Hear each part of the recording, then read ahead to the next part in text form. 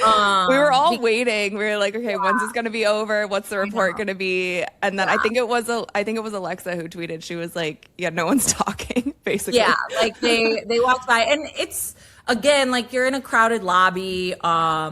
The meeting had just ended, and so we've been in situations like that. Everyone has, where yeah, you get a no comment. And so I guess how I'll characterize the energy leaving is it wasn't good or bad. It just looked kind of like indifferent and like, all right, Yeah. that just happened kind of. That energy right there. That's not optimism. Watch their faces as they walk past those reporters. No comments. Neutral expressions. That's the look of people who just sat through negotiations that went nowhere. And here's what makes this particularly alarming. This meeting happened in January with free agency completely frozen and over 100 players waiting to find out where they're playing next season. So what exactly went wrong in that room? Yeah, it's again, I keep saying it. It's very layered. Yeah. And I'm with you too, because I've always said, like, from the beginning, I was like, if you want the WNBA to be successful as it possibly can, and you want Unrivaled to be successful as it possibly can, or Project B to be as successful as it possibly can, they can't all exist. No, Like, they will never all reach their peak if they're all existing. And I think it's true too, like, at some point in time, the WNBA is going to have to compete with viewership of one of these other major men's sports league. Like, even if we look at MLB, it's the most popular it's been in years. So now the W is actually competing with that. MLB has obviously way more games, but that's the same season. We have Soccer World Cup this summer in the United States of America happening through the summertime. So, like, there's always going to be something, but it does have to, like, somebody has to come forward, make a Now we're getting to the heart of it. The WNBA was founded in 1997 as a summer league, deliberately designed to fill empty NBA arenas during the off-season. That wasn't some happy accident. David Stern saw a business opportunity, and the entire structure of the league was built around that decision. Players could go overseas in the winter, come back for a short summer season, and the NBA owners got to monetize their facilities year-round. But here's the problem with that foundation. It created a league where players never had exclusivity. In the NBA, if you're making $10 million a year, your team owns your time. You're not flying to Turkey in the off-season to make extra money. You're not risking injury playing in another league. But WNBA players, they've always had to hustle multiple income streams because the league was never designed to pay them enough to focus solely on one team. And that decision from 1997 is now causing chaos because the league wants to grow, wants to pay players more, wants to be taken seriously as a premier product. But they built the entire foundation on the idea that this would always be a side gig. Early, because I felt like I wasn't going to be set up for life after basketball. I was just set up to be a great basketball player, and then I didn't want to play pro. Like, I didn't want to go through the trenches that all of the women who came before went through. I saw that firsthand. I was like, this isn't. So we see the success now, and that's why I think it also frustrates me, because in 2024, when Caitlin was coming into the league, and you kind of alluded to this, it felt like they weren't ready for that. And I don't know how you didn't see the trajectory of Caitlin Clark's stardom from like her sophomore, junior season into, I mean, they had over 20 million people watching that South Carolina game, like 20 million tuned into that Iowa. So how did you not project in the like owners league, everyone, how did you not? This is where it gets complicated. If you're an owner and you're finally ready to pay Brianna Stewart or Aja Wilson or Sabrina Ionescu multiple millions per year, real NBA level money, you're going to demand exclusivity. You cannot justify paying someone $3 million when they're going to spend their off-season playing in Russia or China, where they could tear an ACL and miss your entire season. But the player's counter-argument is legitimate. You can't demand exclusivity when the max base salary is currently $1 million. How do you tell a player, you can only work for us, when that salary doesn't cover their lifestyle, doesn't set them up for retirement, doesn't account for the fact that their career might only last 8 years? So we've got this impossible situation where both sides are technically right. The owners are right that they can't build a sustainable business model around players who might get injured playing for someone else.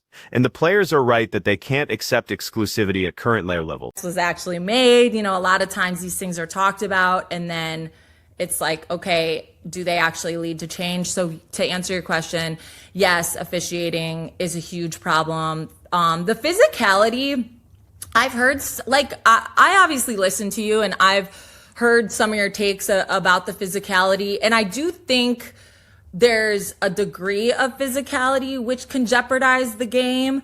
But I'm of the mindset, like, this is a physical game, and I don't want to see the women's game be softer, or like the women's game turn into a softer version of the game. You know what I'm saying? I think, again, good officiating fixes that, but I don't know that physicality, like the simple term physicality, is a problem. Yeah, I think I have like two takes on the physicality. One, I think the women's game is always going to be more physical than the men's game because we play on the floor. Like there's not levels to it. Guys are playing above the rim. Like you can't be as physical if a guy's going up for a dunk. Now with Dominique Malunga, maybe like she'll Yeah. Here's what's fascinating about the officiating crisis. And yes, it's absolutely a crisis. Go back and watch Candace Parker's rookie season in 2008. She got absolutely hammered. No calls. Then look at the 2024 season with Caitlin Clark. Same exact physicality. Same lack of consistent officiating. 16 years apart, identical problems. The league has been asked about this in press conferences for years, and the answer is always the same vague promise. We're working on it, we're forming a committee, we take this seriously. But nothing changes. And now, with record viewership, with millions of new fans watching these games, the officiating inconsistency is getting exposed on a national stage. Landing space fouls that should be automatic flagrants, sometimes called, sometimes ignored. Cheap shots away from the ball, depends on the ref, depends on the player, depends on the game. There's no consistency, and that's not because the refs are incompetent. It's because the league hasn't invested in hiring enough quality officials, hasn't paid them enough to make it a full-time career, and hasn't established clear standards that get enforced uniformly. And here's the thing that nobody wants to say out loud.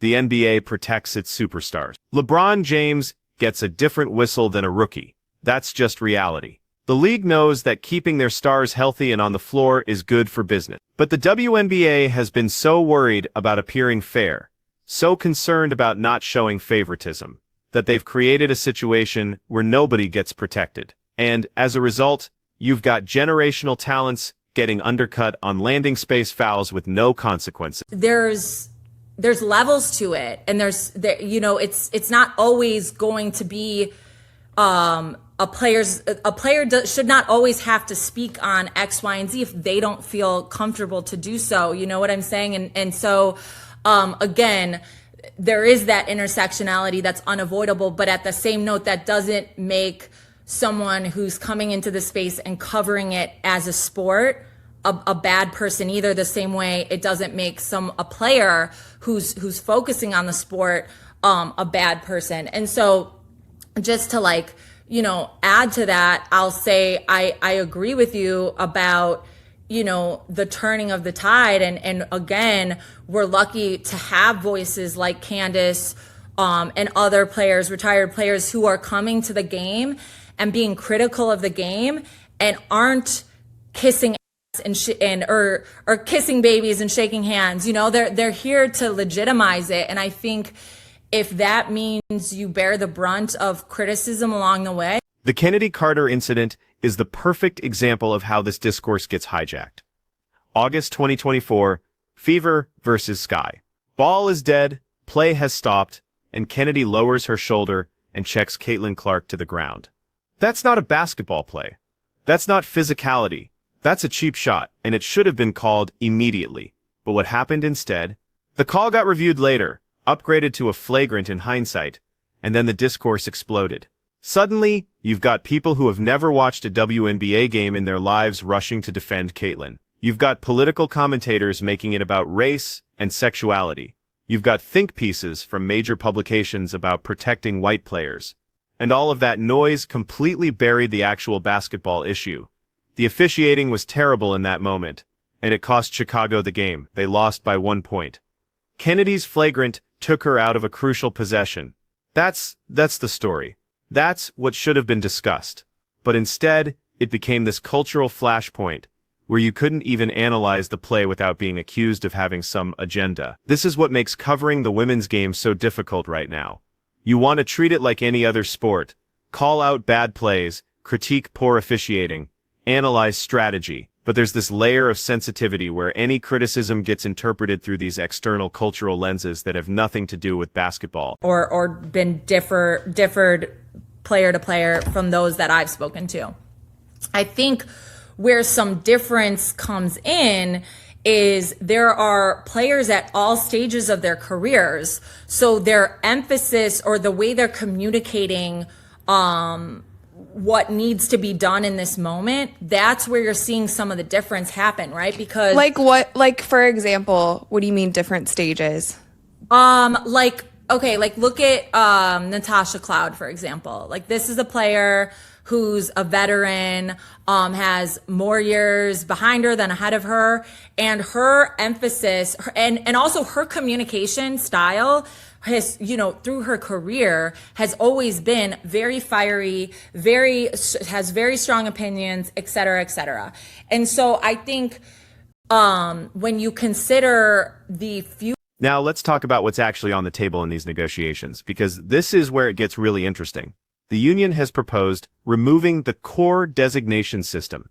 That's huge. Right now, teams can designate a player as their core player, which essentially gives them the right to match any offer that player gets in free agency. It's a way to prevent stars from leaving. But here's the problem.